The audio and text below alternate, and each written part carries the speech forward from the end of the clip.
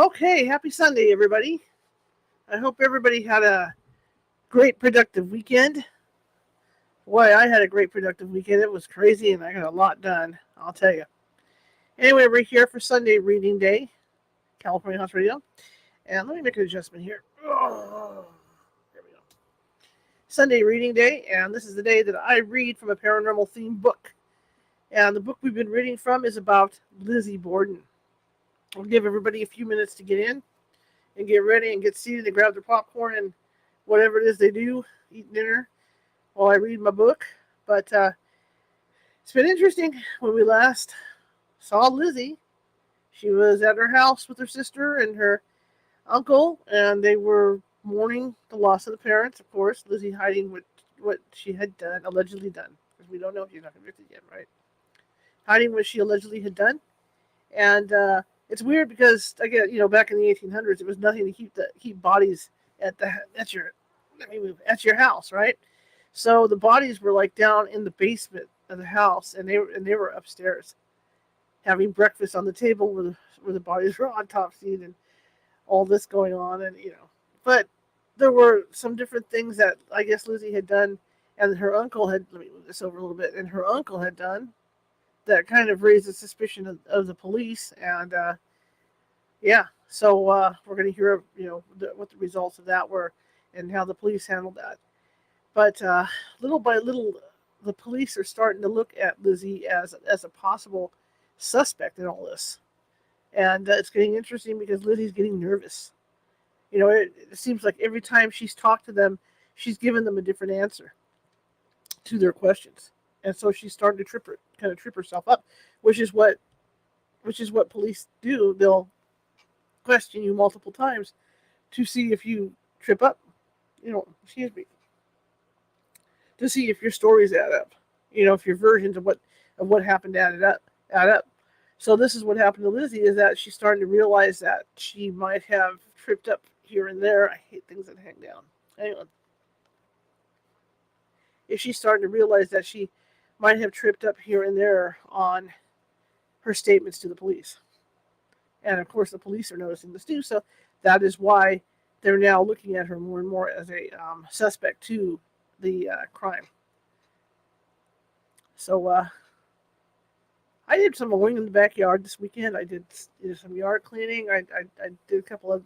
Today was a pretty busy day. My friend and I, and I've been getting them. My hours have changed, so I've been getting up at like 7:30, 8 o'clock in the morning. And it's kind of crazy because I'm a night owl, and so I'm used to working at night, and it's hard because after I get done here, I'll usually have a dinner. I'll usually work for another hour after the show, and then have a dinner break, and then come back in and work for 2 or 3 hours on show stuff.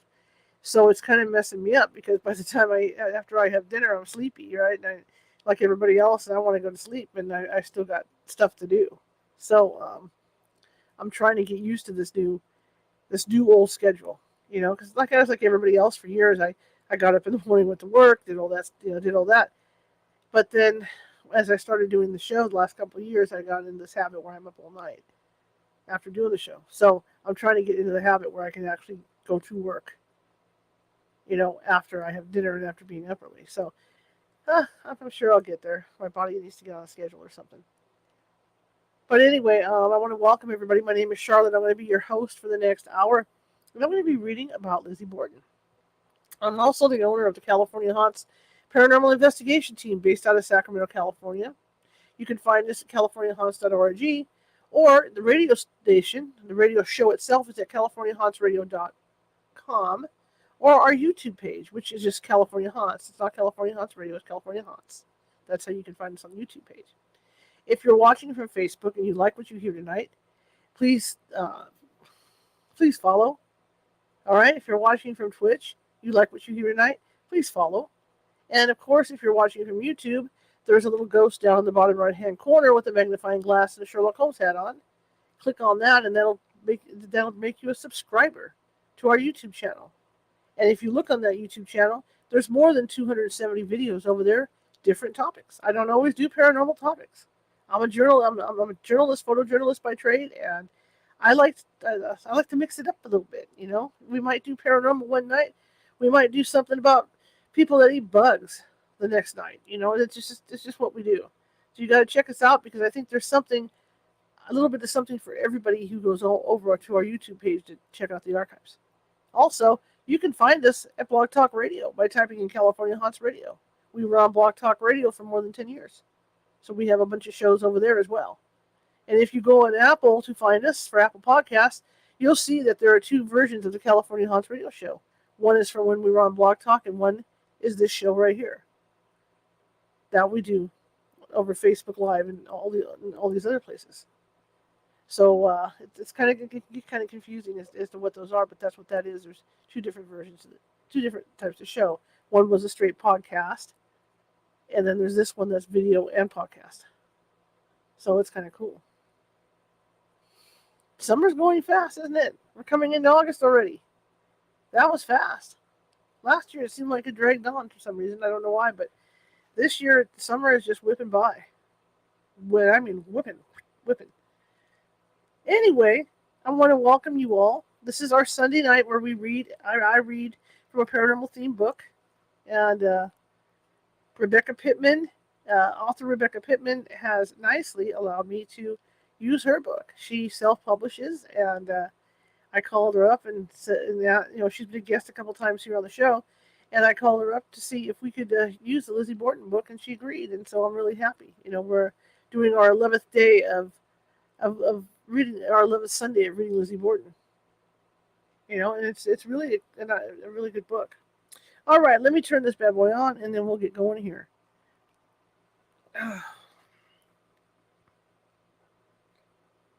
I needed a quick little pick-me-up before the show, so I turned around and got some strawberry jelly and grabbed a hamburger bun and made myself a strawberry jelly burger before the show started.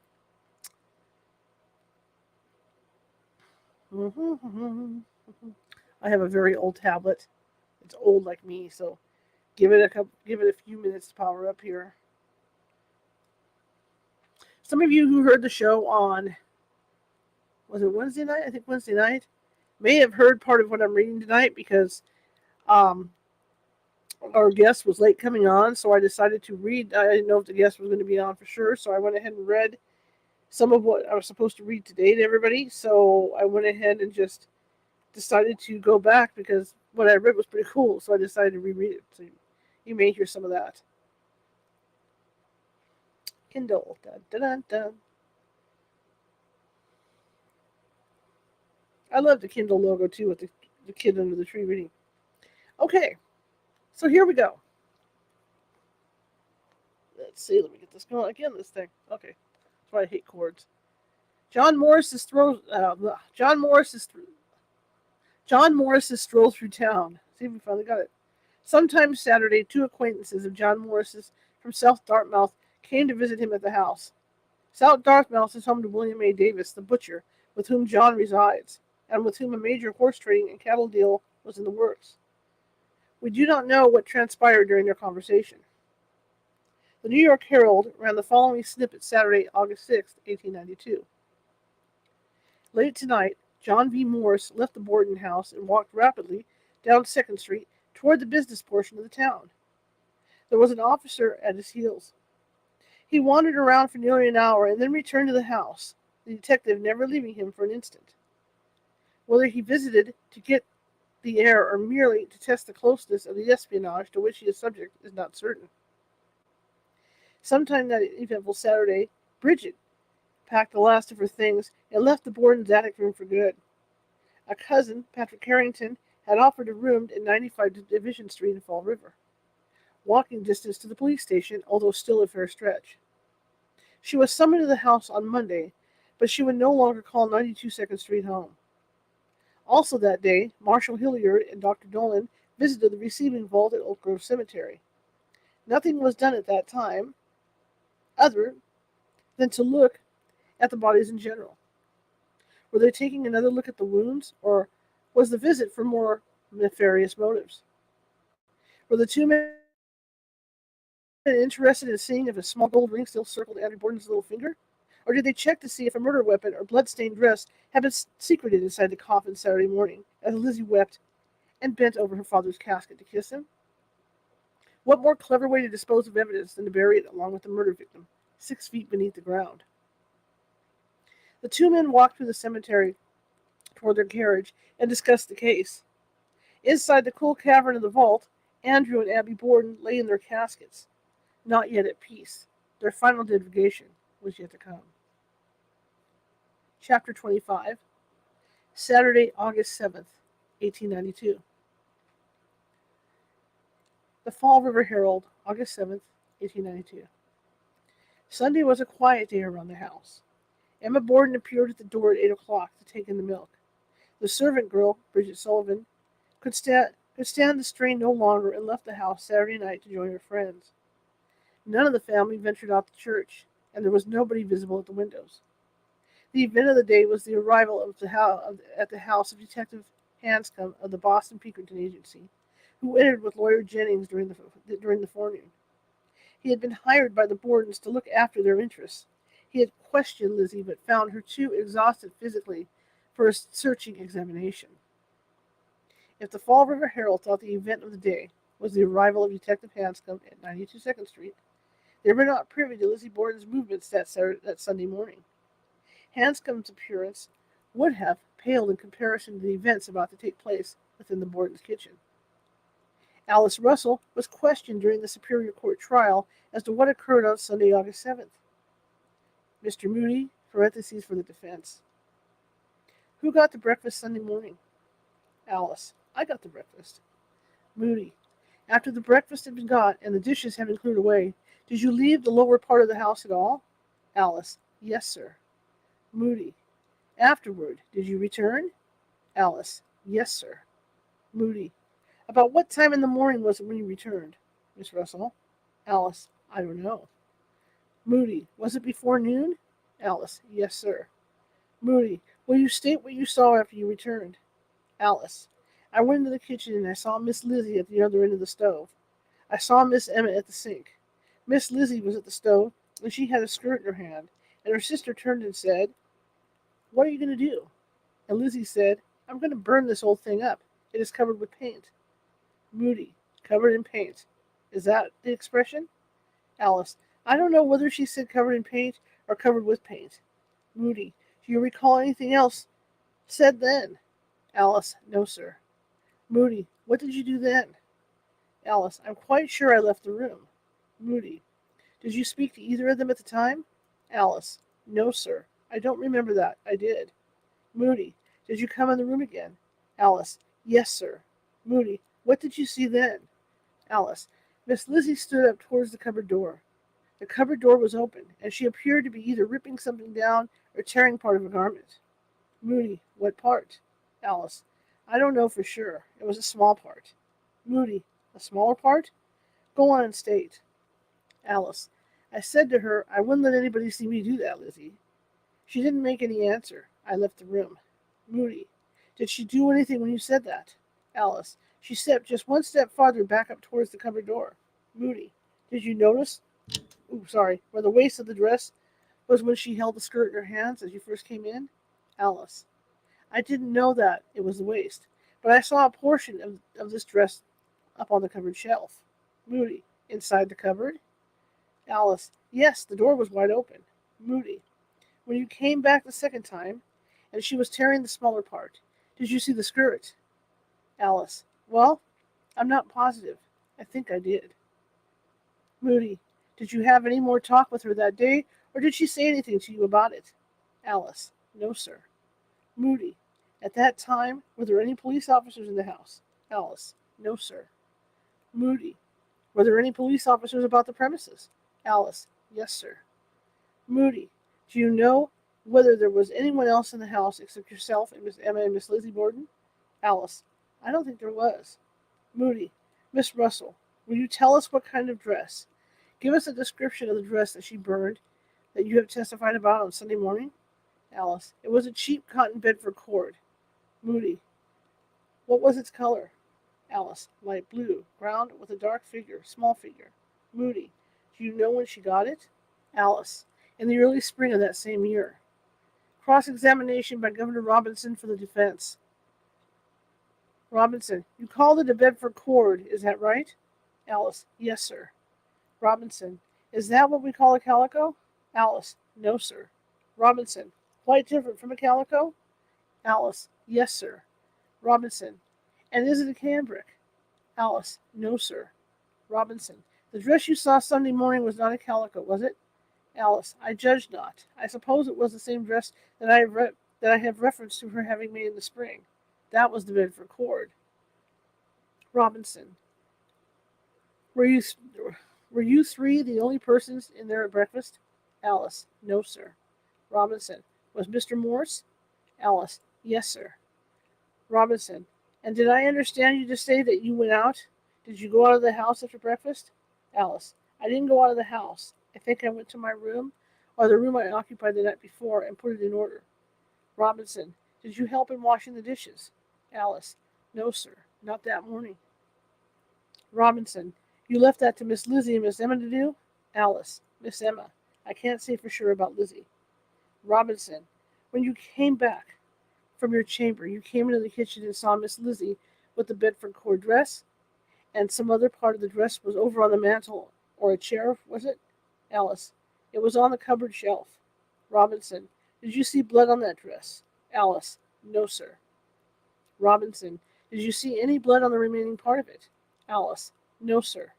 Robinson, did you see that it was a soiled dress? Alice, the edge of it was soiled as she held it up. The edge she held towards me like this, illustrating, and this edge was soiled. Governor Robinson's clever location of the dress did not work. He says, part of the dress was over on the mantel or a chair, was it?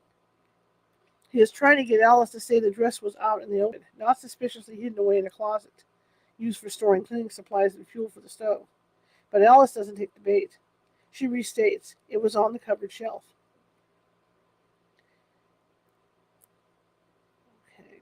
Emma's question to Lizzie, as she sees her standing at the stove with a skirt, what are you going to do? Takes on a different slant when Emma testifies during the Superior Court trial.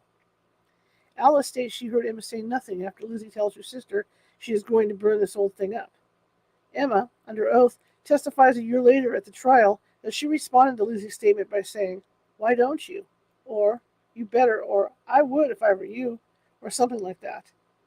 Emma steps way over the ethical and legal line during the same testimony to the state she saw during the same testimony to state she saw the stained Bedford cord dress hanging in the clothes press, which is a closet, Saturday night after the funeral. She states she went into the closet looking for a peg to hang her dress on that she had worn that day and noticed the Bedford cord hanging there. This is after the police did an intensive search of that closet earlier that day and did not see the dress. She goes on to say it was her idea that Lizzie burns it, as it was not good for anything, as it was so badly faded and soiled. Attorney Knowlton must have felt physically sick at this blatant lie. The burning of the dress gives us a few interesting insights. Lizzie's faith in her sister's complicity is absolute. She knows Emma will see her burning the dress. She is right there at the sink. Emma is probably still off balance from Lizzie's outburst the night before, screaming of betrayal. Yet, Lizzie has not one doubt her older sister will stand by her. Another thing worth noticing is that the dress was never carried away to be disposed of. Many Lizzie fans have postulated that Bridget, or Mrs. Holmes, or even Alice covered for Lizzie and secreted the dress away. It is still here, and she must burn it to destroy the evidence. What we don't know, and may never know, is what became of the calico she wore over the Bedford cord once she was arrested and taken away. Did she find a way to remove the bloodstains from inside the lining? Did she continue to wear it, or did she find a way to destroy it as well? Alice Russell has seen much since the time Bridget Sullivan breathlessly knocked on her small cottage door the morning of Thursday, August 4th. Seeing the burning of the dress after witnessing Lizzie's changing stories to officers and friends, along with the frightening scene the night before, one that required Dr. Bowen to come running twice with a strong sedative, is all running through her mind. She will wrestle with it until the next day. During the time the Pinkerton detective was in the sister's employ, a disconcerting newspaper report came out of Hastings, Iowa. John Morris's home for 25 years before moving back to Massachusetts. The Hastings Dispatch stated, Miss Lizzie Borden has sent Detective Hanscom out here to investigate relative to John Morris's past life. The people of Hastings, and particularly John Davison, Morris's brother-in-law, are awaiting the arrival of the Pinkerton expert with much interest. Lizzie has gone after John. A trip to the receiving vault, the Fall River Herald. Sunday, August 7th, 1892. Assistant Marshal Fleet, Doctors Dolan and Leary, visited the receiving vault Sunday and made a further examination of the bodies, taking measurements of the wounds and notes of other matters which will be of use when testimony is needed in the trial. The visit to the cemetery was an important one. The axe was taken along with Dr. Dolan and Assistant Marshal Fleet and was fitted into the wounds, with what conclusions cannot be stated at once. The blow which was delivered over the temple of both victims was with a dull edge, and it was impossible to tell whether the axe would fit the wound or not, so shattered was the bone. The cut which extended down the front of Mr. Borden's nose was in the soft part of the face, so that the entire edge of the weapon cut into the flesh. It was an easy matter to measure that, and it was found that while the exact length of the gash did not correspond with the width of the axe blade, yet it could readily have been made by such a weapon. None of the cuts on Mrs. Borden was so clean as that on the face of her husband. In every instance, the axe had brought up against the skull, and it was not embedded the entire width. But in parentheses, the axe taken to compare to the Borden's wounds was likely the long-handled axe that Mayor Coughlin studied under a microscope. He found 3 suspicious stains that may be blood upon the handle. It was later ruled out as the murder weapon. If the article is referring to the claw-head hatchet that did have a long 17-inch handle, its blade too was later found to be too wide to fit the incisions, in parentheses. Dr. Dolan's findings on Ebby's death. The Fall River Herald stated that medical examiner Dr. Dolan said the only discovery of importance made during the thorough investigation Saturday afternoon was in the spare room where Mrs. Borden's body was found. Out near the window, drops of blood were found, which indicated that the murdered woman had moved after the first blow was delivered. It is thought that the blow was the glancing one which has been described. The supposition is that the axe fell on the right side of the head, taking off the flesh and hair, and that the woman turned and reeled to the space between the dressing case and the bureau where the mortal wound was delivered. After that, the blows fell thick and fast. It is believed that when she was approached, Mrs. Borden stood looking out of the window in this room, when her blood, which stained it at this point, bears out that view. Dr. Dolan says that the more he reflects on the small quantity of blood that was spilled, the more at a loss he is to account for it. The same condition prevails in the sitting room below where Mr. Borden was butchered, and there was nothing to raise the suspicion that the murderer had cleaned anything except the dripping axe. Parentheses. Actually, the first blow fell on the left of Abby's face near her ear, not the right. In parentheses. Officer Medley returns to Westport, Massachusetts. Officer Medley went to Westport on Sunday, August 7th, and spoke to Mrs. Cyrus, parentheses, Augusta W. Tripp, at her home there. She was the old school friend Lizzie had visited with the Pools during her trip to New Bedford 9 days before the murders. Officer Medley asked Augusta some questions, to which she answered, Lizzie told me she thought her stepmother was deceitful, being one thing to her face and another to her back. Lizzie told me her stepmother claimed not to have any influence with her father, but she must have influence with my father, or he never would have given my stepmother's half-sister such a very large sum of money, she said. She said, I do not know that my sister and I would get anything in the event of my father's death. This conversation took place at different times during former visits, nothing being said during her visit July 26th. While Officer Medley was in Westport, he stopped to talk to the horse traders that were rumored to be in business with John Morse. They denied any knowledge of such a claim, as the horses had been serendipitously moved to Fairhaven without the officer's knowledge. Medley could find nothing suspicious. Lizzie and Emma received calls from a few friends throughout the day. Meanwhile, the police scurried about town, holding meetings and going over evidence they hoped would convince Judge Blaisdell that there was sufficient cause to arrest Lizzie Borden and hold her over for a preliminary hearing. Marshal Hilliard ordered a man named William Niles to be at the Bordens at 2:30 to dig up the clothes that had been buried behind the barn. What happened to them at that time is unknown. They were buried again several minutes later. Sunday admonitions from the pulpit. Reverend W. Walker Jubb of the Central Congregational Church gave a heartfelt plea to his parishioners that Sunday morning. The First Congregational Church was also in attendance within the stone building on Main Street. Lizzie's pew was obviously vacant, and rumors had been swirling amongst the public both outside and inside the church. Let us ourselves curb our tongues and preserve a blameless life from undeserved suspicions, he intoned. And while we hope, he continued, for the triumph of justice, let our acts be tempered with mercy. Help us to refrain from giving voice to those intuitions and innuendos which we have no right to utter. Keep us from keeping the sweetness of a future by our ill-advised words, and let us be charitable as we remember the poor grief-stricken family and minister unto them. Reverend Buck stepped to the side of the pulpit and, leaving the Bible behind, addressed the congregation with the words they had been waiting to hear. I cannot close my sermon this morning without speaking of this horrible crime that has startled our beloved city this week, ruthlessly taking from our church household 2 respected and esteemed members. I cannot close without referring to my pain and surprise at the atrocity of the outrage. A more brutal, cunning, daring, and fiendish murder I never heard of in all my life. What must have been the person who could have been guilty of such a revolting crime? One to commit such a murder must have been without heart, without soul, a fiend incarnate, the very vilest of degraded and depraved humanity, or he must have been a maniac. The circumstances, execution, and all the surroundings cover it with mystery profound. Explanations and evidence as to both perpetrator and motive are shrouded in a mystery that is almost inexplicable. That such a crime could have been committed during the busy hours of the day, right in the heart of a populous city, is passing comprehension. What was the motive? Gain? Enmity? Sudden anger or revenge?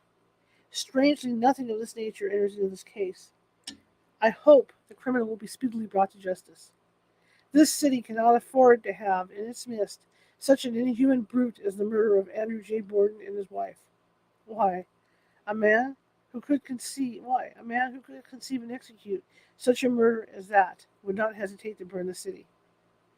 Did some of the churchgoers that day wonder if perhaps the good reverend might be referencing the same person in both summations? Could the blameless life also be capable of wielding a hatchet and leaving behind a mystery that is almost inexplicable? Reverend Jubb's final words that the murderer would not hesitate to burn the city was prophetic, its meaning manifesting later during Lizzie's residence on the hill. Chapter 26, Monday, August 8th, 1892. Monday found the household at 92 2nd Street on edge.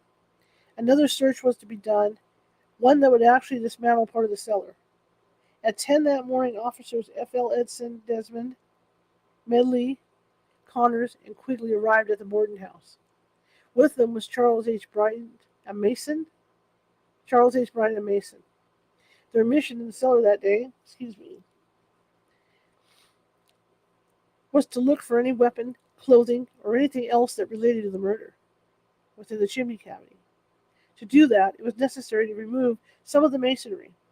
Upon their arrival, Officer Mason asked Lizzie for her consent to search the premises. This is Officer Desmond's report. I told her, Lizzie, that we had been sent by Marshal Hilliard to make some further search of the premises. Lizzie said, if there is going to be anything done or anything said, Mr. Jennings must be here. This took place in the sitting room. Hanscom, from the Pinkerton Agency, was sitting in the room at the time. While waiting for Mr. Jennings, Emma came into the sitting room from the front hallway and said, if you only want to do some searching, you can go right ahead and search any place you wish. But if there is any conversation to be held, Mr. Jennings better be here. I told her we came only to search. About the time we got ready to search, Mr. Jennings came. I told what Lizzie said, also what Emma said. Mr. Jennings said, that's all right, go right ahead. We went down to the cellar. We had only been there a few minutes when Mr. Jennings and Hanscom came down. Mr. Jennings spoke about the lumber pile in the yard and wanted us to be sure and search that before we got done. Mr. Bryant, the mason, and myself looked over the chimneys. After finishing the east chimney, which is the one in the kitchen, we went to look at the one in the west of the building. This runs up between the parlor and dining room. The side in the dining room seemed to be bricked up or cemented. While we were looking it over, Emma and Lizzie both said, "If this front is in your way, tear it out." Mr. Jennings was there at the time.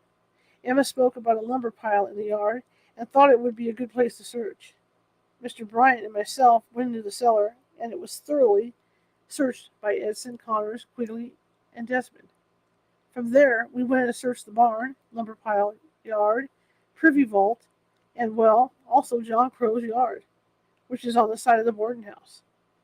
According to Officer Edson's police report, we searched the cellar, chimneys, sounded walls and floor, after which we searched the barn, outhouse, under the outhouse, yard, lumber pile in the yard, and adjoining yards. We found no weapon or anything suspicious. The search was completed about 1:30 p.m. Parentheses. Did Lizzie show any signs of anxiety as the men searched her fireplace? But they noticed the loose brick she removed during the time she eavesdropped on her family. No mention was ever made of it. Marshal Hilliard, Assistant Marshal John Fleet, Mr. Jennings, Dr. Dolan, Detective Seaver, and Officer Desmond arrived at the house at 3 p.m. that afternoon. It was, to say the least, a full house. At that time, they started in the attic and overhauled everything, piece by piece. From there, they went to the second floor and gave it a thorough search. This was continued until the cellar was reached.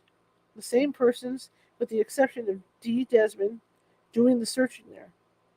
Of course, the papers reported the day's events. According to the Fall River Herald, Charles H. Bryant, the mason, was called in, and every fireplace was opened and examined. Nothing could be found in the axe, and nothing looked as though it had been disturbed. The wood in the cellar was turned over, and every inch of the building was sounded in the endeavor to find some recent hidden hiding place. But once more, the police were baffled, and the conclusion was arrived at that the weapon had been conveyed from the premises. The strange request from Emma Borden to Mr. Jennings that Monday morning may relate to the notion the weapon had been conveyed from the premises. Both found it necessary to ask the officers to search the lumber pile out back. Why? It had been gone over several times since the day of the murder. It seems odd Emma and Mr. Jennings would make the request. Could it be that Lizzie told them something in private? Perhaps that she had heard a scraping sound the morning of the murder as she was out in the barn? A scraping noise that she may have told her sister and attorney that sounded like it came from the vicinity of the lumber pile? Perhaps the murderer was climbing the fence there and made that noise as he stepped up on the lumber pile. She may have told them. Did Lizzie want the policeman to climb up on the stacked pile of boards at the rear of the property, parentheses, in the southwest corner next to Crow's barn, and look over? Was she hoping they would find the hatchet she had thrown and finally give up searching the house? Would they think the murderer had escaped that way, tossing the weapon as he went, just as the newspaper predicted? And, a sober thought to ponder, did Emma and Mr. Jennings know she had killed Abby and thrown it there?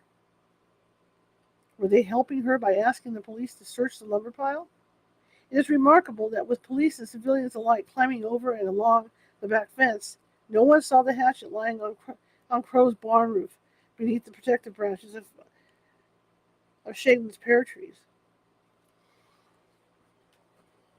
The handless hatchet comes to light. During the Monday morning search of the cellar, the most significant find in the way of evidence was located inside a dusty box in the middle cellar of the basement. It had lain there since Officer Mullally and Assistant Marshal Fleet first looked it over the day of the murders. Throughout the following 4 days, a broken hatchet covered in white ash lay in the darkness of the cellar. Officer Dedman gives this significant discovery a scant 3 lines in his report on the Monday morning search. At the outset of the search in the cellar, Officer Medley found a small hatchet. I wrapped it up in newspaper and gave it to Medley to put in his pocket. It had no handle on it. The hatchet head would become the prosecution's star witness during the Superior Court trial. It had received no mention during the inquest or preliminary hearing. At that time, the district attorney and police were waving the clawhead hatchet before the judge's eyes as the probable murder weapon. After all, it was sharp, relatively new, appeared to have been recently washed and swiped. It had to be the instrument of death. There was one problem with it. It didn't fit the wounds. Its 5-inch blade was too wide. The production of the handleless hatchet at the Superior Court trial in June of 1893 would be one that Edgar Allan Poe would have approved. There was comedy, tragedy, and a mystery befitting the skills of the greatest macabre writer of the 19th century. We will showcase in the chapter on the great trial. Alice struggles with a lie. During the morning, as the drama unfolded with the hatchet head in the basement, and another was transpiring in the parlor of the Borden house, Detective Hanscom called Alice in to talk to her in private as Lizzie and Emma waited in the dining room.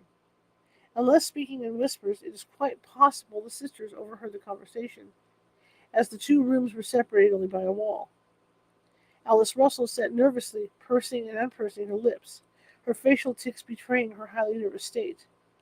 Ever since she witnessed Lizzie burning the dress the morning before, she had struggled with the implications. The wooden clubs she found beneath her bed had been bad enough. Lizzie's erratic behavior and volatile nature had unnerved her completely.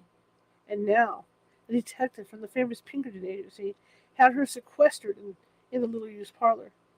She felt the detective agency's all-seeing eye featured in their logo, staring into her soul. Hanscom asked Alice if all the dresses that were in the house the day of the murders were still there. The poor woman's body must have frozen in terror. After a few moments' hesitation, she replied they were, as far as she knew. Lizzie and Emma turned to see if frightened Alice Russell walked briskly into the dining room and closed the door. Sitting down dramatically in a spare chair, she hissed, "I have just told Detective Hanson a falsehood." If the sisters had overheard the conversation in the next room, they kept their poker faces. "What was there to tell a falsehood about?" Emma asked. "He asked about the dresses, if all of them were in the house that were here on the day of the murders. I said yes." "Oh, Lizzie," she said, turning her attention to the woman across from her, who was showing signs of anxiety. "I'm afraid the worst thing you could have done was to burn that dress." Lizzie blinked, color rouging her cheeks. In a loud voice, perhaps for Detective Hanscom's hearing, she yelled, "Oh, what made you let me do it? Why didn't you stop me?" Alice may have blanched at having the tables of guilt turned on her. Before she could retort, a carriage arrived out front to take her on some errands. She left the house flustered and frightened. Upon Alice's return, she was asked to sit down and talk with the sisters and have a talk about her conversation with Detective Hanscom. Emma advised her to go into the parlor and tell the Pinkerton man the truth. Further, she told Alice to tell him she and Lizzie had instructed her to do so. Alice disappeared into the parlor and returned in a few moments, terribly flustered. She announced she had told him. What Lizzie must have been going through, knowing the detective now had that piece of damning evidence, is not known. Did she hope it would remain a secret, as Hanscom had been hired by the sisters? He would, no doubt, tell Mr. Jennings. Lizzie's panic grew. Whether Alice had been away from her accounting work for too long or the past 4 days had been too much for her, she chose that Monday to pack her small bag and return to her boarding house on Borden Street. Lizzie may have been relieved to see her go. Meetings and warrants. The New York Herald, Fall River, Massachusetts, August 8, 1892. For a long time this evening, the Borden horror hung upon a climax as startling as the crime itself. In a private room at police headquarters, District Attorney Knowlton and Chief Hilliard conferred from 5 o'clock in the afternoon until late at night, and the subject of their conference was whether there was enough evidence to warrant the arrest of 3 persons well known in Fall River on the charge of murder. They had before them all the facts which the police had been able to collect, along with Detective Seaver and Rhodes, who had done some of the collecting. Chief Hilliard further exhibited some articles of testimony which throw a new light on the work of the police. The conference had not been going on long when a patrolman came in with one of the registers, in which the druggists are required to enter all sales of dangerous drugs. He took this book directly into the room where Knowlton and Hilliard were at work. What it shows, nobody knows but the police and the district attorney. But ever since the murder, there has been talk of some such book said to contain a record of a purchase of poison by a member of the Borden household. There was rather a sensational beginning to the view of Chief Hilliard's repeated declaration that he was all in the dark for clues or testimony. In a few minutes, there were more surprising developments. Medical Examiner Dolan came to the back door of the headquarters and carried under his arm a box in which there were a hatchet and a dress. It was not intended that anyone should know either of Dolan's coming or what he brought with him, but 2 or 3 reporters happened to be at the rear entrance to the headquarters when he drove up, and the lap robe which covered the box fell to the ground as he was lifting the box from the carriage. The dress and the hatchet were plainly seen. There was something else in the box which they could not make out. Dr. Dolan whisked it into the conference room as rapidly as possible. It has been strenuously asserted for the last 2 days that the police have in their possession a dress found in the Borden house, on which was a drop of blood. The police have strenuously denied it. It has also been asserted that the stained axe or hatchet found in the Borden house, as described in yesterday's Herald, had been discovered to be stained with blood. The police have also vigorously denied it. Dig 'em up. Before Dr. Dolan delivered his secret evidence to Marshal Hilliard Monday afternoon, he had first gone to the Borden house and enlisted a man to dig up the clothes, yet again, that had been recently buried behind the barn. The victim's bloody apparel and artifacts from the crimes were spread out on the grass for examination. There were certain parts he wanted for further investigation, and he carried them away with him, and had the remains buried again behind the barn. Hairs found on the victim's clothing were carefully picked from the fibers and placed in an envelope. Other things were taken away as well. The Fall River Herald ran the story of the bloody clothes being looked over once again and then buried.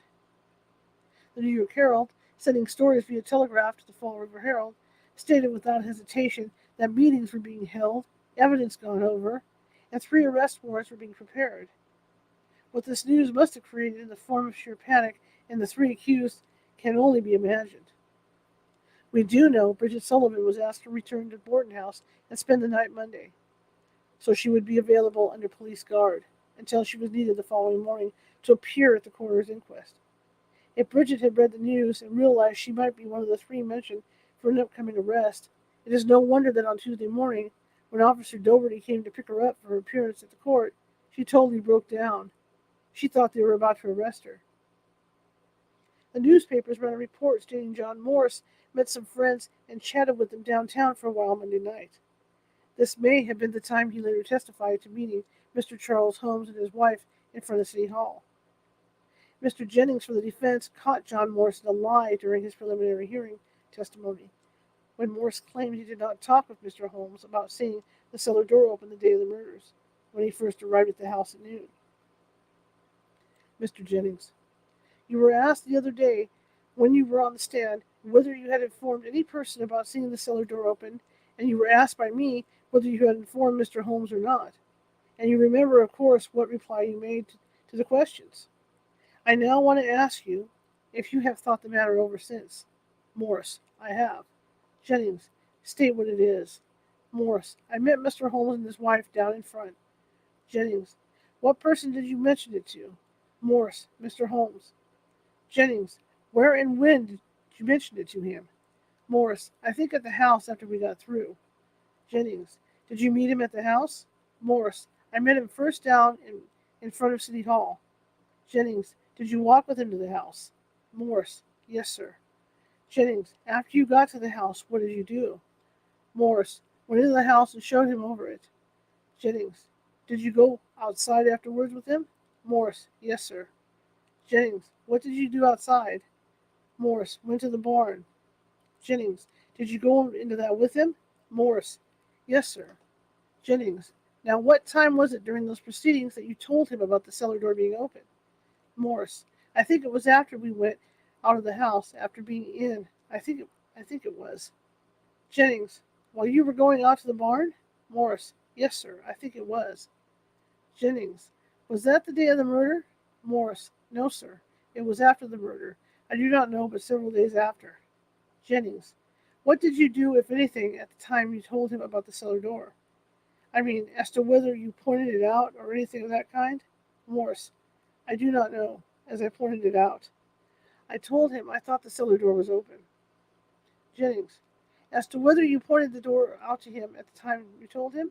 Morse, I think I did. Parentheses. The fun part of John's testimony is that Charles Holmes is seated in the audience within Morris's eye line, watching him on the stand.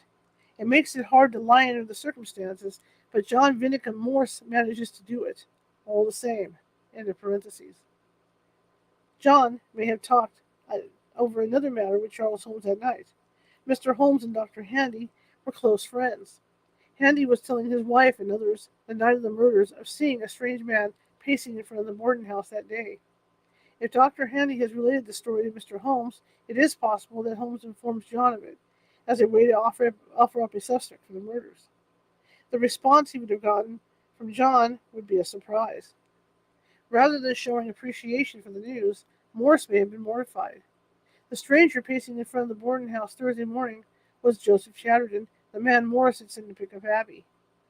The last thing he needed is for the police to find Chatterton and expose the Swansea deal, thus implicating Morse with a possible motive for murder.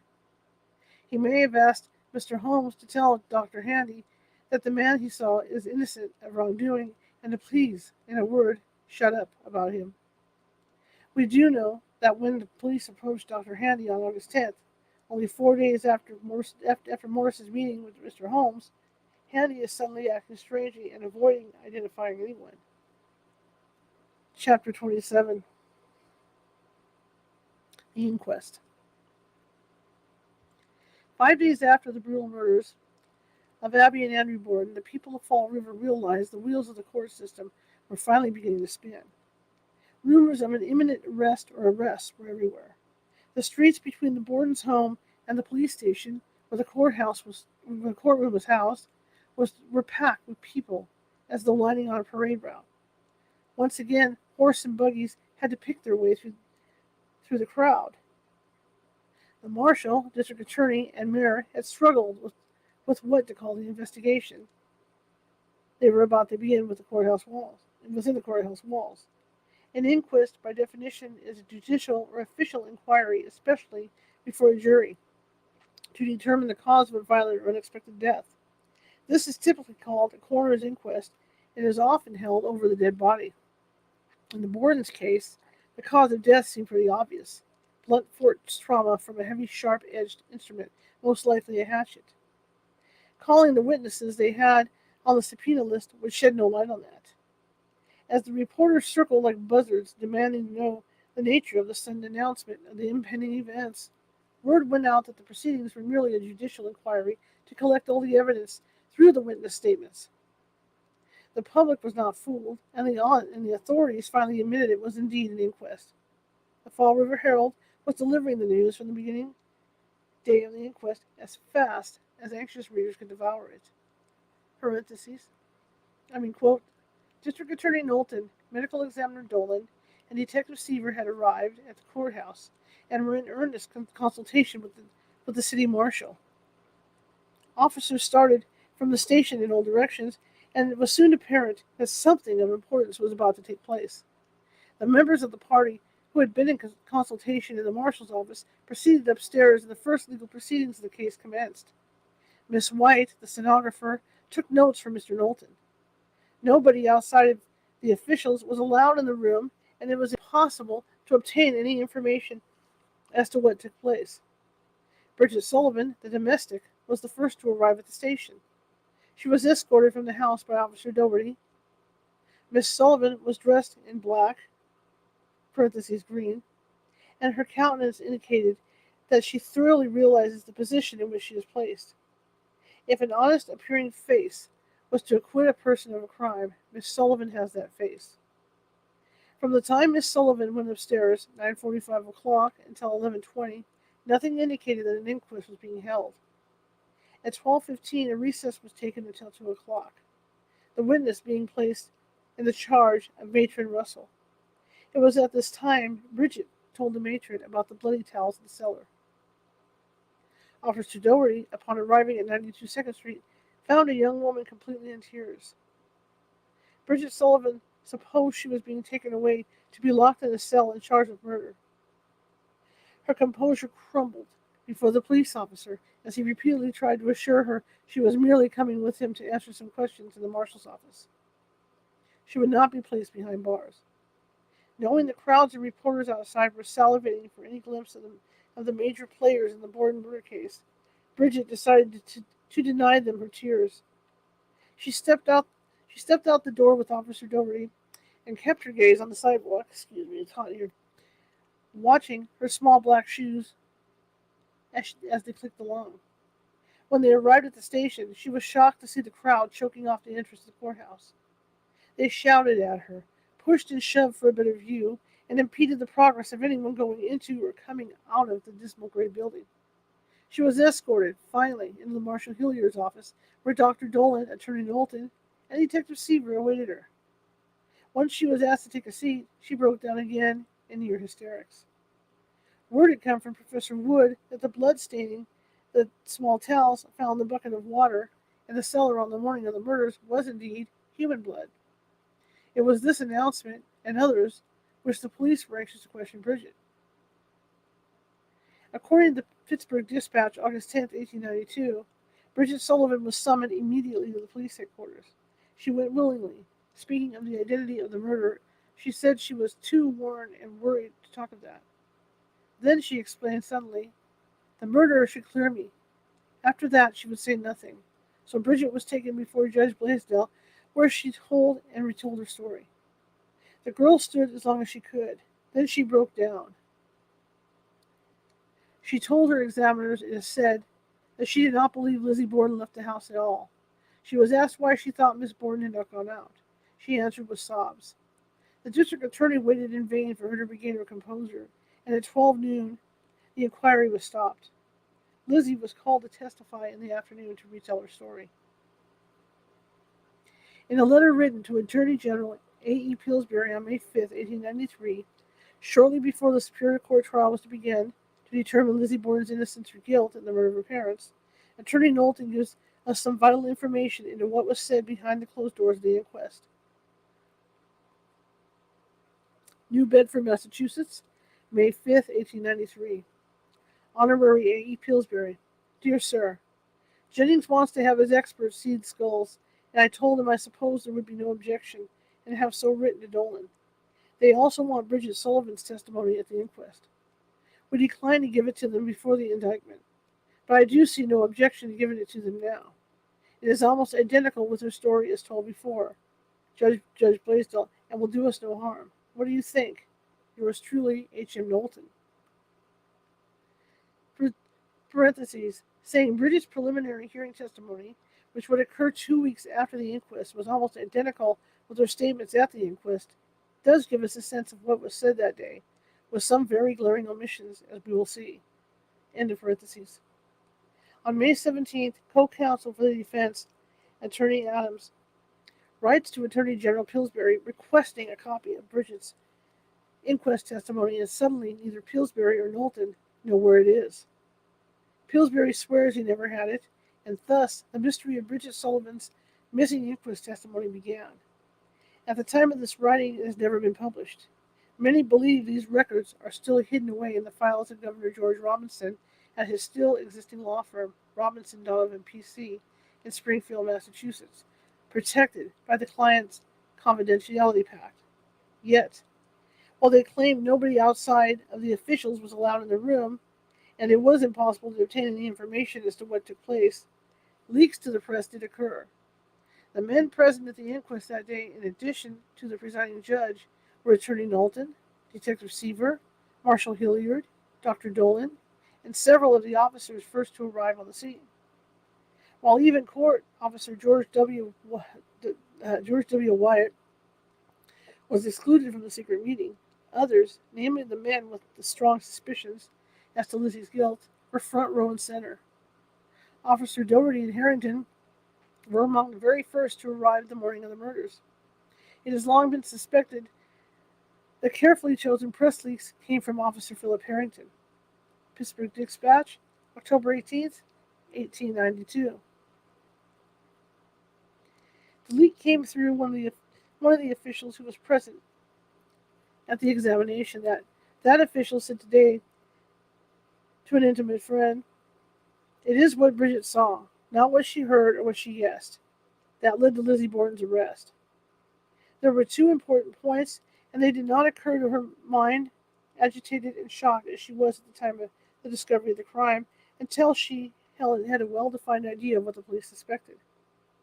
Let's take a look at what was so important in Bridget's secret inquest testimony that a person inside the courtroom that day found it beneficial to leak. The Fall River Herald.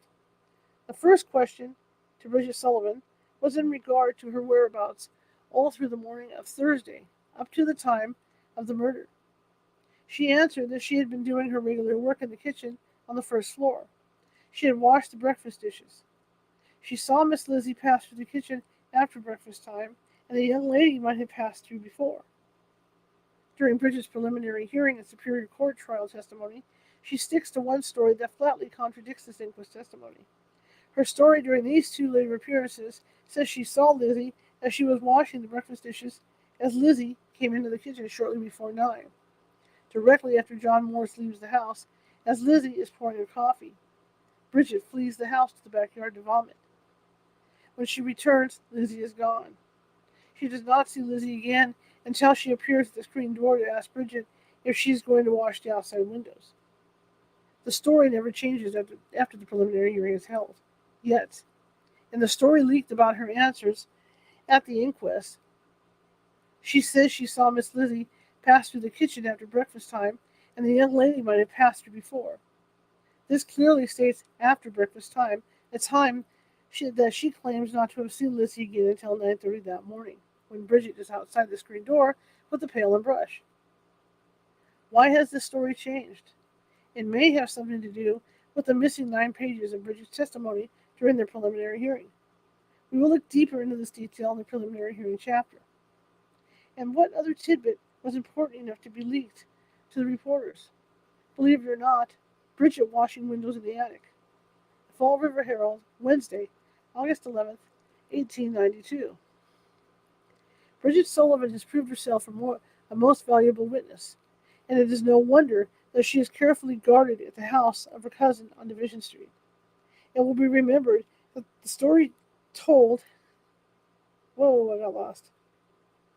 Hang on a second.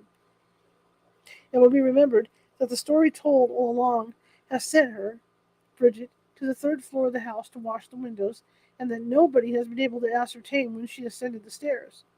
She told the district attorney she did not go to the 3rd floor story to wash windows at all. Really? While Bridget's window washing was commented on earlier in the book, it is here, in her leaked inquest testimony, that we find a tremendous cover-up concerning Lizzie's movements on the day of the murders. Let's see how often Bridget told her story of washing windows in the attic before she was one of the 3 hinted in the papers as having an arrest warrant waiting for her. Bridget's first statement to Officer Fleet the day of the murders. Bridget, went upstairs at 10:55 to fix my room. After I had been in the room about 10 minutes, Lizzie called me downstairs saying that her father was dead. Someone had killed him, and get Dr. Bowen. Fleet, did you see anyone that you think... Hang on a second. Did you see anyone that you think would or could have done the killing? Bridget, no, I did not. I was washing windows outside and did not see anyone but Mr. Morse that morning, and he went away before 9 o'clock. I'm very sure I was not upstairs more than 10 to 15 minutes. I did not hear the door open while I was upstairs, nor did I see anyone from my window. The Fall River Herald, Thursday, August 4th, 1892. The first press report on the day of the murders. She, Lizzie, rushed to the staircase and called a servant who was washing a window in her room on the 3rd floor. The New York Herald, Thursday, August 4th, 1892. Bridget Sullivan, a servant, was up in the third story cleaning windows. The Fall River Herald, Friday, August 5th, 1892. At the time Miss Lizzie came downstairs, I went to one of the upper rooms to finish the window washing. I remained there until Lizzie's cries attracted my attention. I came down and went for Dr. Bowen. I never saw anyone enter or leave the house. The New York Herald, August 7th, 1892. The servant girl says she was at work cleaning windows in the front room upstairs, and she heard nothing until Miss Lizzie called her. Edwin Porter, a police reporter for the Fall River Globe, on Bridget's was testimony. She finished up her work downstairs and resumed window washing on the third floor, which had been begun the preceding day. The witness went up into the third floor and while washing windows talked down to the sidewalk with a friend. She went on with the windows and might have made considerable noise as she raised and lowered them. She heard no noise inside the house in the meantime. By and by, she heard Miss Lizzie call her. Why so much emphasis on Bridget's activities in the attic that day? And why, during the preliminary hearing, only 2 weeks later, did Attorney Knowlton ask the most leading question ever allowed during the proceedings? Bridget, when I got through with my work downstairs, if I had not anything else to do, I always went upstairs before I started to get dinner, if I had time. Knowlton to Bridget. Did you look out the window when you were upstairs? You did not, did you? Bridget, no, sir. Knowlton, you lay right on the bed. Of all mysteries surrounding this case, the handling of Bridget's testimony concerning the simple task of washing windows in the attic the day of the murders is one of the strangest. For a prosecuting attorney to lead his own witness is odd in itself. Why was it so important to get Bridget to get away from that window? A window that, as was pointed out in trial testimony, overlooked the backyard and barn. The author's conclusion has kept her up more nights than she can count, and one you may or may not agree with is, Bridget finished the last of the windows inside on the first floor. She was expected to clean that day, right? She did not clean the kitchen and parlor windows. She testified she had nothing to do with the second floor cleaning. If you read her testimony in the preliminary hearing, you will notice she says, I got water and cloths to get to wash them, the inside windows of the first floor. She later says she hung up her cloth, poured out the water from the hand basin, and then went upstairs. She only mentions one cloth. Did she take the other with her? She has a water tank in her bedroom's closet. It would be easy to dip the cloth in the water tank and give the remaining windows in the attic a quick spit polish. Bridget mentions cleaning the front window in the attic. She also mentioned cleaning the window in her room. Bridget's room has only one window. It does not face the front. However, it faces the back of the house. It was stated while washing the window at the front, she called down to a friend on the sidewalk. This again indicates the front of the house facing 2nd Street. There are 2 attic windows at the front of the house and 2 at the back. Bridget's and the spare room where John Morse often slept. As questioned earlier in this book, did Bridget, while washing the window in her bedroom, look down and see the barn door open? Fearing Mr. Borden would see it and be displeased that she had not latched it, did Bridget hurry downstairs and go on and bolt the side door to the barn? Could that be one of the 2 things the police leaked to the press referred to? It is what Bridget saw, not what she heard or what she had guessed, that led to Lizzie Borden's arrest. There were 2 important points, and they did not occur to her mind. Agitated and shocked as she was at the time of the discovery of the crime, until she had a well-defined idea of what the police suspected. The police suspected Lizzie was never in the barn. Officer Medley's experiment with the barn loft hay dust proved no one had been there. Bridget blurted out the morning of the inquest, while sequestered in Hillier's office, that she didn't believe Lizzie Borden had ever left the house at all. When Bridget latches the barn door, Lizzie is nowhere around. If she was in the barn, she would now be locked inside and unable to appear several minutes later at the base of the stairs, screaming her father has been killed. Only as the day of the murder wears on does Bridget start hearing Lizzie's statement that she was in the barn's loft. She told Bridget she had just been in the yard when she heard a groan and came in to find her father dead. As the officers come and go that day, asking Bridget questions and comparing notes as she stood in her corner of the kitchen, Did it begin to occur to her Lizzie could not have been out back or in the barn?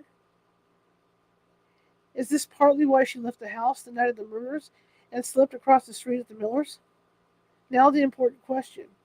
If Bridget could swear she did not see Lizzie from her window, wouldn't that be a gold mine for the prosecution? Remember, when Fleet asked her during the early minutes of the investigation if she had seen anybody that morning, Bridget answers, "No, I did not. I was washing the windows outside and did not see anyone but Mr. Morse that morning, and he went away before 9 o'clock. I'm very sure I was not upstairs more than 10 to 15 minutes. I did not hear the door opened while I was upstairs, nor did I see anyone from my window." Bridget didn't see Lizzie at the crucial time Andrew was being killed. Lizzie said she went out to the barn after helping her father get settled and stayed out in the yard eating pears or up in the loft of the barn for 20 to 30 minutes. Bridget left her at 10:55 to go upstairs, and police have decided Lizzie called Bridget saying her father is dead at approximately 11:10. That's only 15 minutes. Yet Lizzie claims to have been outside an entire 20 to 30 minutes. Then why does Attorney Knowlton, the man hired to put Lizzie behind bars through damning testimony, lead Bridget away from the window and her proof Lizzie was never out of the house? Bridget testifies she spent part of the time at the front of the house and may have made considerable noise as she raised and lowered the windows, even calling down to a friend. Does Knowlton believe the defense will use that time to show Bridget was away from her window at the back of the house, long enough for Lizzie to eat a couple of pears in the backyard and go into the barn, leaving the door open? Will they grill Bridget asking for the specific time she went down to close the barn door? Does the open door prove Lizzie had indeed been out in the barn? Can Bridget swear she didn't close the door after washing the windows that morning?